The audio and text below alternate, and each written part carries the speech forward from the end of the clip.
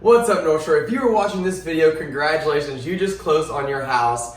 And today I'm here with Jared Negus of Florida League Title, and we're going to walk you through the next step, which is the Homestead Exemption process. Now, here in St. Tammany Parish, this is your primary residence. You can file for Homestead Exemption. So now we're going to walk you through the entire process step by step. So step one, they close, hopefully here at Florida League Title, but wherever. Yeah. And now what do they do? Yeah, so you should walk out at Florida League Title, and most title companies with a folder.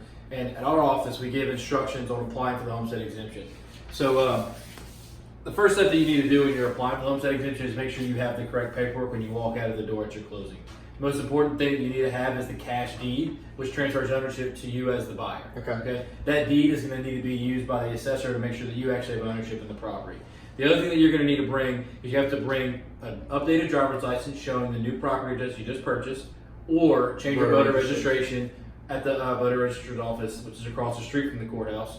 The two places you can apply for the Homestead Exemption in St. Tammany Parish is here in Covington at 701 North Columbia, which is the courthouse over here, and the other office is in Slidell at the Slidell Administration Office, 300 Brownswick Road, Slidell, Louisiana. And what documents do they need to get their driver's license or voter registration changed to their new address they can file? When you go to the DMV to get your driver's license changed, they're going to want to see a copy of the deed, and they may want to see some bill or something transferring the energy into your name or the water or something like that into your name. Generally, you just need to bring a copy of a copy of the cash deed to them, and they'll update your driver's license with that. So they can do that. They can either do that or they can go to the voter registration place. Another thing that's really kind of neat, a little tip for you guys, is right next to the DMV, they have the speed service, right? So they have the Express DMV. Y'all, it's a little bit extra, 10, 20 bucks, well worth it. You'll save a lot of time. So definitely hit that up. Then after that, Jared, where do they go? Do they go straight to the courthouse? Yeah, so when you go in Covington, when you go to the courthouse, you're going to walk up the tall stairs to walk in the front door.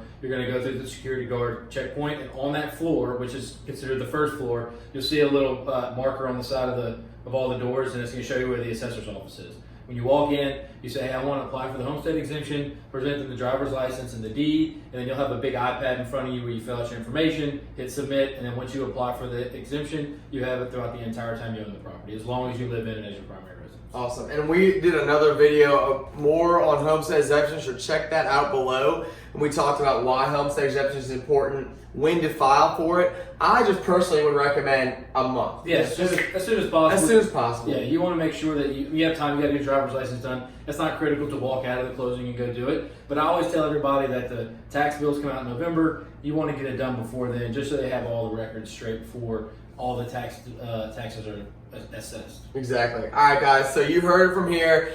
What you're going to do is after you go to the courthouse, we're going to walk you through that entire process. So once you leave the closing table, you're going to the courthouse, going to the DMV. So stay tuned. That's coming up next.